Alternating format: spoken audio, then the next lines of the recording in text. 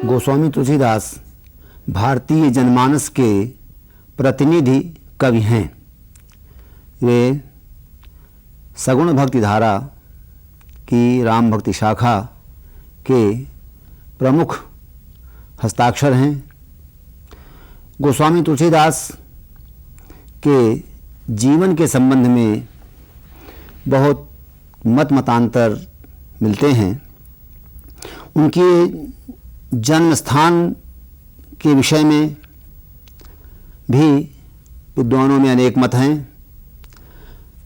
कुछ विद्वान, जिनमें पंडित राम नरेश त्रिपाठी, डॉक्टर रामदत्त भरद्वाज आदि हैं, वो जनपद एटा के सोरो नामक स्थान को तुलसी का जन्म स्थान मानते हैं, जबकि डॉक्टर श्याम सुंदर दास, आचार्य रामचंद्र शुक्ल, आचार्य नंदुलाल वाजपेयी आदि विद्वान राजापुर बांदा जनपद को उनका जन्म स्थान स्वीकार करते हैं। इसी प्रकार गोस्वामी तुलसीदास की जन्मतिथि के स्थान में भी विद्वानों में मतैक्य नहीं है। सर जॉर्ज अब्राहम ग्रियर्सन और डॉक्टर माता प्रसाद गुप्त 1589 विक्रमी को उनका जन्मतिथि मानते हैं, और पंडित बेणी माधवदास संवत 1554 विक्रमी उनकी जन्मतिथि स्वीकार करते हैं। इन दोनों तिथियों में ज्योतिषीय गणना के आधार पर 1589 विक्रमी की तिथि अधिक उपयुक्त ठहरती है। गोस्वामी तुलसीदास जी के नाम के संबंध में भी यह प्रचलित है कि उनका मूल नाम राम बोला था। इस नाम का उन्होंने अपनी रचनाओं में उल्लेख भी किया है। कवितावली में उन्होंने लिखा है, राम बोला नाम हो गुलाम राम साही को। और भी लिखा है, राम को गुलाम नाम राम बोला राख्यो राम। गोस्वामी तुलसीदास का बाल्यकाल बड़ी कठिनाई में बीता। जन्म लेते ही उनकी माता का निधन हो गया जब वे 4 दिन के थे। 5 वर्ष में उनके पिता का देहावसान हो गया।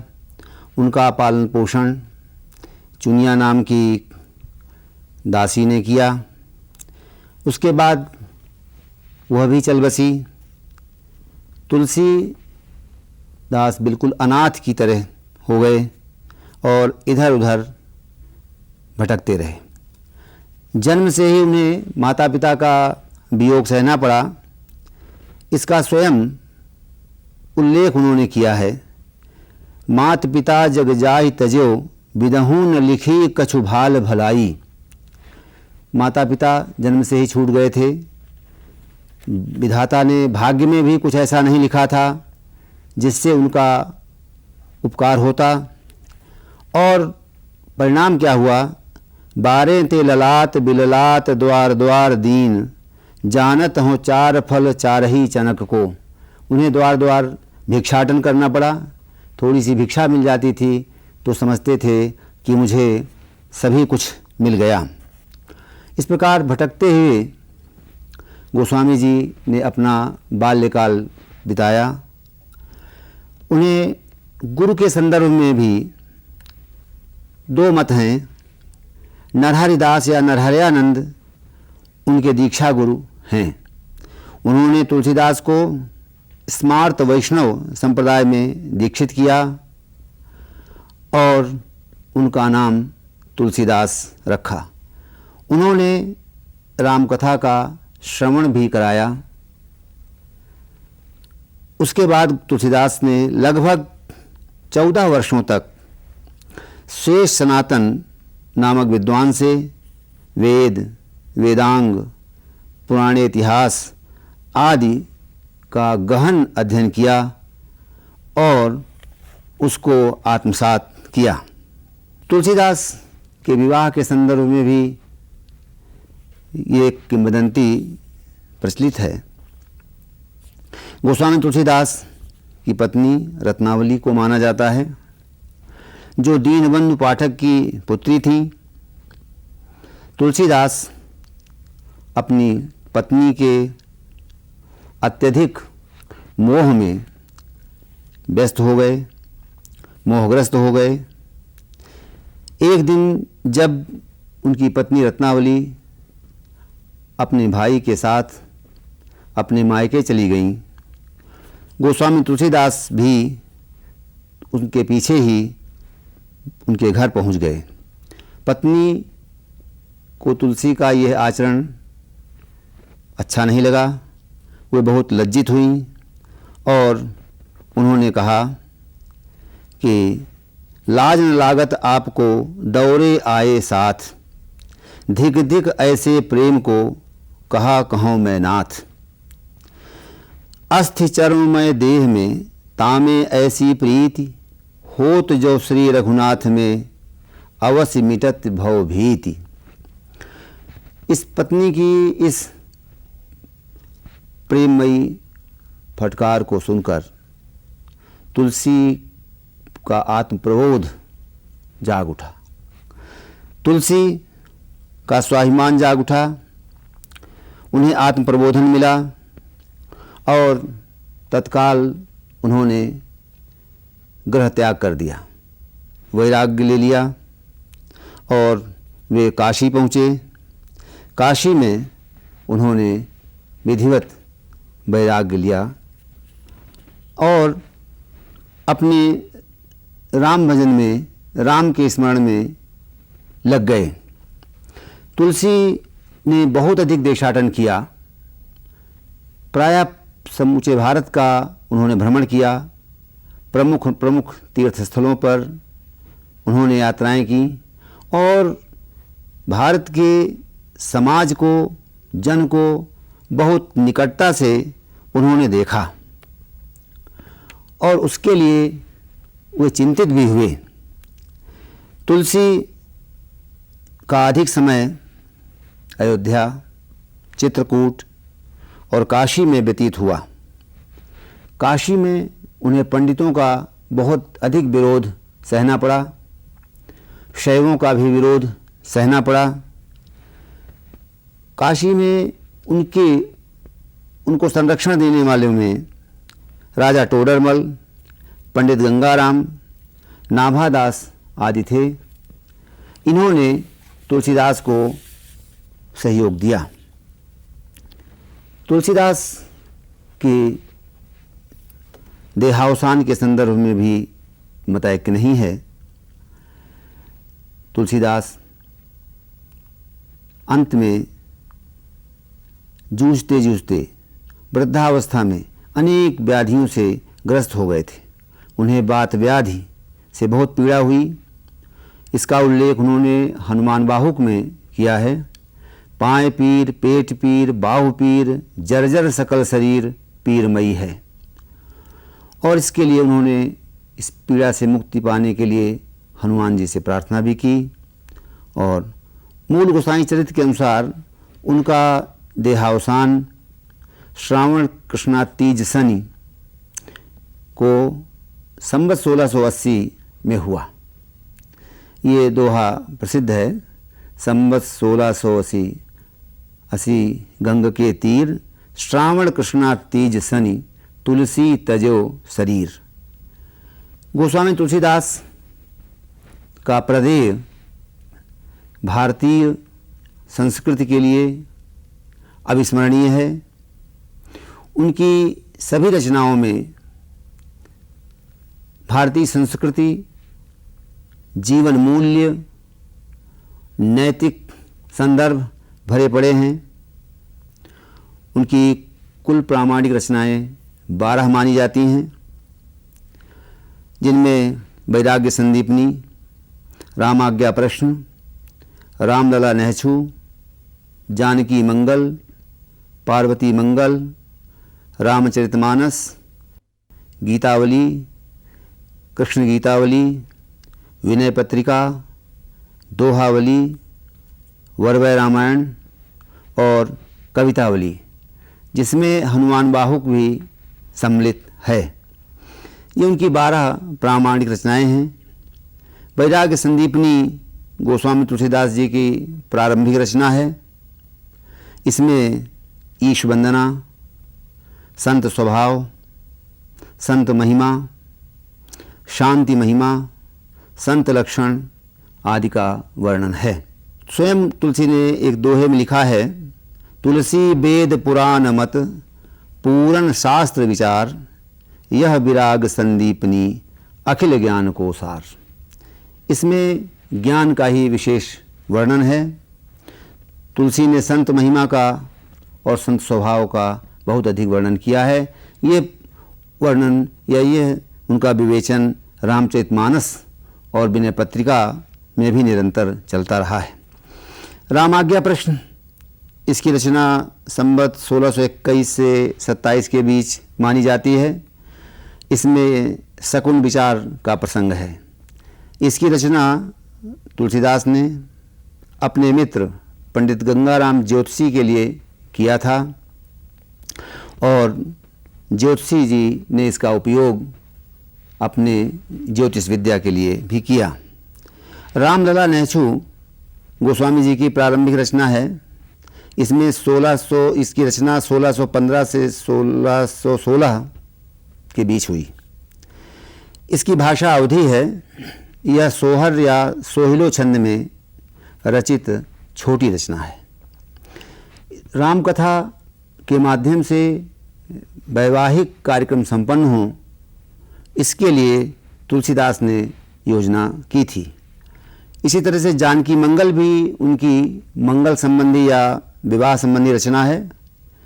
यह 1629 से 1630 के बीच रची गई। इसमें राम सीता के विवाह का वर्णन लोक शैली में है। छंद इसके सोहर, हरिगीतिका आदि हैं। इसमें भी लोक में विवाह आदि राम के संदर्भ से हो, राम सीता का उसमें उल्लेख हो, राम कथा का प्रचार प्रसार हो, इस दृष्टि से तुलसी ने लोक छंदों में राम जानकी मंगल की रचना की। रामचरितमानस गोस्वामी तुलसीदास जी का महत्वपूर्ण ग्रंथ है। यह उनकी विश्व प्रसिद्ध अमर कृति है। इसकी रचना 1631 में अयोध्या में हुई। गोस्वामी जी ने लिखा है, संवत 1631 करऊँ कथा हरिपद इधर सीसा, नवमी भौमवार मधुमासा, अवधपुरी यह चरित प्रकाशा। इसमें 7 कांड हैं। गोस्वामी तुलसीदास जी की यह प्रौढ़ रचना है। इसकी रचना करने से पूर्व उन्होंने वेद, पुराण, इतिहास, रामायण तथा अन्य साहित्य का अधिक गंभीरता से विश्लेषण और विवेचन किया। उसके बाद बहुत व्यवस्थित रूप में उन्होंने रामचरितमानस की रचना की। इसमें 7 सोपान हैं। एहिमा रुचिर सप्त सोपाना रघुबर भगति केर पंथाना, 7 सोपान इसमें मिलते हैं। 8वां सोपान भी कहीं कहीं या 8वां कांड लवकुश कांड के नाम से कहीं कहीं प्रचलित है, लेकिन वह प्रक्षिप्त है, वह वास्तविक नहीं है। लवकुश कांड की रचना तुलसीदास ने नहीं की, बाद में जोड़ा गया है, जो जिसे अब हटा दिया गया है। मूलतः 7 कांड ही हैं। बालकांड, अयोध्या कांड, अरण्य कांड, किष्किंधा कांड, सुंदर कांड, लंका कांड और उत्तर कांड। इस 7 सोपानों में, 7 कांडों में उन्होंने रामकथा को बहुत व्यवस्थित रूप दिया है। बालकांड में राम के जन्म, उनकी बाल लीलाओं, उनके विवाह आदि का वर्णन है और तुलसी ने प्रारंभ में अपनी एक भूमिका भी दी है जो काव्य रचना से संबंधित है या उनकी रचना धर्मिता से संबंधित है। अयोध्या कांड में राम के राज्याभिषेक की तैयारियां और उसमें विघ्न, उसके पश्चात राम सीता और लक्ष्मण का वनगमन, दशरथ का मरण, भरत का आगमन अयोध्या और संपूर्ण अयोध्यावासियों सहित चित्रकूट गमन, राम को मनाने के लिए भरत जाते हैं। उसके बाद अरण्य कांड में उनका ऋषियों मुनियों से मिलना और पहुंचना तथा सीता हरण की कथा है। किष्किंधा कांड में बाली और सुग्रीव का संदर्भ है। बाली वध, सुग्रीव मैत्री, सीता की खोज का संदर्भ इसमें विशेष रूप से आया है। सुंदरकांड विशेषता हनुमान से संबंधित है। हनुमान जाते हैं सीता खोज के लिए और लंका भ्रमण करके देखते हैं। उसके बाद पुनः आकर सीता के दर्शन का संदेश राम को देते हैं। लंका कांड में युद्ध का संबंध है। वैसे एक विशेष बात यहाँ ध्यान देने योग्य है कि वाल्मीकि रामायण में तुलसीदास ने अंतर किया है। वाल्मीकि रामायण में ये युद्ध कांड के रूप में है, गोस्वामी जी ने इसे लंका कांड के रूप में नाम दिया है। युद्ध कांड वाल्मीकि ने दिया, उसमें बड़ा विस्तार है, लेकिन तुलसीदास ने तो लंका तक ही इसको सीमित रखा है, इसलिए इसका नाम युद्ध कांड के स्थान पर उन्होंने लंका कांड रख दिया है। रामचरितमानस का उत्तरकांड विशेष महत्वपूर्ण है क्योंकि इसमें राम लक्ष्मण सीता का अयोध्या पुनरागमन, राज्याभिषेक तक का वर्णन है। इसके बाद गोस्वामी तुलसीदास जी ने इसमें राम के पूर्ववासियों के साथ संवाद आदि का वर्णन किया है। मूलतः उत्तरकांड में वो ज्ञान और भक्ति का निरूपण तथा अवान्तर कथाएं रखी हैं। कागभुसुंडी की कथा का भी इसमें उन्होंने वर्णन किया है। उनका उत्तरकांड दर्शन की दृष्टि से विशेष महत्वपूर्ण है। उसमें भक्ति, ज्ञान, नीति आदि बातों का विस्तार से और बहुत ही प्रामाणिक विवेचन उन्होंने किया है। रामचरितमानस अवधी भाषा में रचित ग्रंथ है। इसकी भाषा यद्यपि अवधी है किंतु उसमें अनेक भाषाओं के शब्दों का सम्मिश्रण है, इसलिए ये ग्रंथ बहुत ही रुचिकर, लोकप्रिय और हृदयावर्जक या आह्लादक बन गया है। उसके सभी पात्र अपनी अपनी शिक्षा, अपनी अपनी पहुँच के अनुसार भाषा का प्रयोग करते हैं। गोस्वामी तुलसीदास ने रामचरितमानस में शील निरूपण या चरित्रण को बहुत ही उत्तमता से रखा है। उसमें दोनों प्रकार के पात्र हैं, एक राम के पक्षधर पात्र, दूसरे राम के विपक्ष के पात्र। गोस्वामी तुलसीदास की सहमति, संगति राम के पात्रों के साथ अधिक बन पड़ी है। इसमें उन्होंने भरत का चरित्र एक उत्कृष्ट भाई, आदर्श भाई के रूप में रखा है और तुलसी ने उनका चित्रण भक्त के रूप में भी रखा है। तुलसी ने अपने को भरत के रूप में भी प्रक्षेपित किया है। इस प्रकार रामचरितमानस हम लोगों के लिए सब प्रकार से एक आदर्श ग्रंथ है। यह हमें दिशा दर्शन देता है। यह सभी वयः वर्ग के लिए दिशा दर्शक है। इसको सभी पढ़कर आत्मकल्याण, आत्मोन्नति का साधन प्राप्त करते हैं। रामचरितमानस एक विशेष प्रकार का ग्रंथ है। इसके विषय में कविवर रहीम ने लिखा है, रामचरितमानस विमल संतन जीवन प्राण, हिंदुआन को वेद सम जमन ही प्रकट कुरान। तुलसी के जीवन काल में ही रामचरितमानस की प्रसिद्धि हो गई थी और लोग उन्हें वाल्मीकि का अवतार कहने लगे थे। वाल्मीकि तुलसी भयो।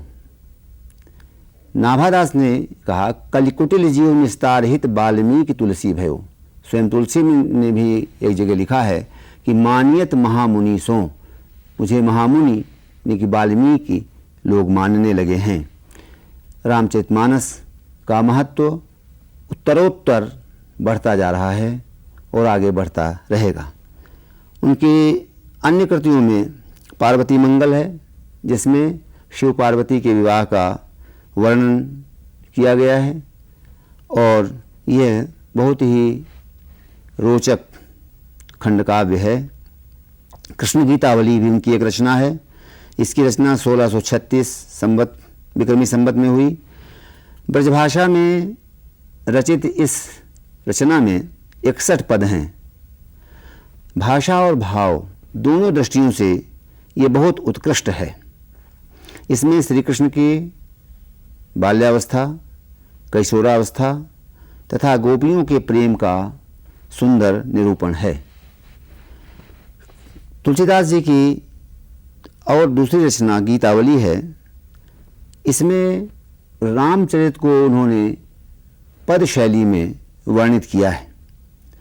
इसकी सबसे बड़ी विशेषता यह है कि तुलसीदास ने जिन मार्मिक प्रसंगों का विवेचन रामचरितमानस में विस्तार से नहीं कर सके, उसका विवेचन, उसका वर्णन इसमें विस्तार पूर्वक है। गीतावली प्रौढ़ रचना है और तुलसीदास को लगा होगा कि कृष्ण भक्ति काव्य पद शैली में रचित है, तो राम भक्ति काव्य भी पद शैली में रचित होना चाहिए, क्योंकि महाकाव्य को गाने के लिए बहुत समय चाहिए और पद को गाने के लिए कम समय चाहिए। उसको एक तारा में भी गाया जा सकता है। तो रामचरित को, रामलीलाओं को पदों में भी गाया जा सके, इसके लिए उन्होंने पद शैली अपनाई। और इसी तरह से उन्होंने विनय पत्रिका की रचना की। इसमें मुख्यतः तो विनय के पद हैं और जिन्हें उन्होंने व्यवस्थित रूप में एक पत्रिका का आकार दिया है और इस पत्रिका को उन्होंने अपने सर्वसमर्थ स्वामी राम के पास भेजी है। इस पत्रिका में समाज की दयनीय दशा, उनकी संकटापन्न स्थिति का विवेचन है। इसके निवारण के लिए, उसको दूर करने के लिए उन्होंने राम से प्रार्थना की है और इसकी योजना उन्होंने वही की है जो मध्यकाल में बादशाहों के यहाँ पत्री या अर्जी भेजी जाती थी, उसी तरह से उन्होंने इसकी पूरी योजना की है। एक उनकी अन्य रचना दोहावली है। इसमें दोहों का संग्रह है। राम कथा के साथ इसमें नीतियों का भी वर्णन है। इसका संकलन समय समय पर हुआ है।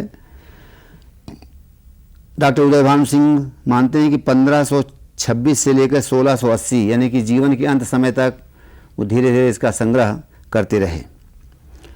बरबय रामायण भी तुलसी की एक छोटी रचना है। ये भी 1630 से 1680 के बीच में धीरे धीरे संकलित की गई है। इसके छंद वरवा हैं। इसमें राम कथा का वर्णन है। मूलतः वरवा छंद नायिका भेद के लिए प्रसिद्ध है। रहीम का बरबय नायिका भेद बहुत प्रसिद्ध है। श्रृंगार वर्णन में वरवा छंद का या बरबय छंद का प्रयोग होता रहा है। गोस्वामी तुलसीदास जी ने इसको रामकथा में प्रयुक्त किया। रामकथा में भी इसका प्रयोग हो सकता है। इसका सफल प्रयोग तुलसी ने बरबय रामायण में किया। उनकी एक महत्वपूर्ण रचना जो जीवन से उनकी जुड़ी हुई है वह है कवितावली। कवितावली में उन्होंने कवित, सवैया छंदों का प्रयोग किया है और इसमें वर्णन किया है पूरे समाज का और अपनी समसामयिक स्थिति का। इस प्रकार गोस्वामी तुलसीदास अपने संपूर्ण वाङ्मय के माध्यम से पूरे समाज के लिए एक विशेष प्रकार की संदेश, एक विशेष प्रकार का संदेश देते हैं और वो स्वयं अपने पात्रों के माध्यम से उनका आचरण भी प्रदर्शित करते हैं। उन्होंने अपने अनुभव से घूम घूम कर सब कुछ देखा और राम कथा के माध्यम से जितना और जो कुछ भी समाज के लिए, मानवता के लिए उपयोगी था, उतना ही अपनी कृतियों में चित्रित किया, वर्णित किया। वो बहुत सूझबूझ के कवि हैं, प्रबंध कौशल उनमें बहुत अधिक है। किस बात को कहाँ रखना चाहिए, ये उन्होंने अपने ग्रंथों में बखूबी रखा है। उनका ग्रंथ, उनका साहित्य हमारे लिए आज भी प्रेरणाप्रद है। हरिऔध जी ने उनके संदर्भ में एक बहुत महत्वपूर्ण बात कही है, वह है बन राम रसायन की रसिका, रसना रसिकों की हुई सफला, कविता करके तुलसी न लसे, कविता लसी पा तुलसी की कला। ये बहुत महत्वपूर्ण बात है। कविता करके तुलसी न लसे, लोग काव्य करके महत्व पाते हैं, लेकिन तुलसी से साहित्य ने महत्व पाया, कविता ने महत्व पाया। ये विशेष महत्वपूर्ण बात है जिसे हरिऔध जी ने अपनी ओर आकृष्ट किया है।